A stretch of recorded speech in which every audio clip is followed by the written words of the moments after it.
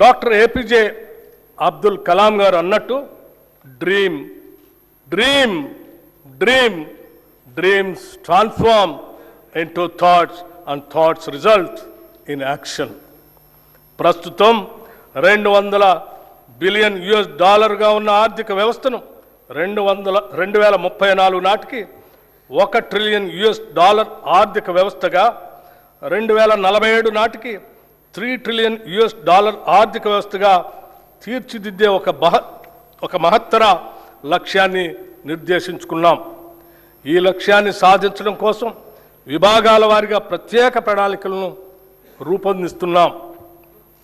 Central sponsor schemes గత ప్రభుత్వం 2014 నుంచి 2023 వరకు కేంద్ర ప్రాయోజిత పథకాలు సెంట్రల్ స్పాన్సర్ స్కీమ్స్ నిధులను సరైన రీతిలో వినియోగించలేదు.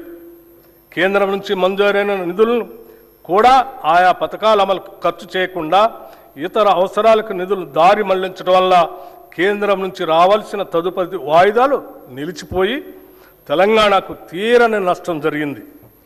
మా ప్రభుత్వం అధికారంలోకి రాగానే ఈ పరిస్థితి వెంటనే గుర్తించి 2014-15 నుండి 2023-24 ఆర్థిక సంవత్సరం వరకు కేంద్ర ప్రాయోజిత పథకాల కింద బకాయి పడ్డ నిధులన్నింటినీ సంబంధిత శాఖలకు సుమారు 3,000 కోట్ల రూపాయలను ఈ ఆర్థిక సంవత్సరంలో విడుదల చేయటం జరిగింది.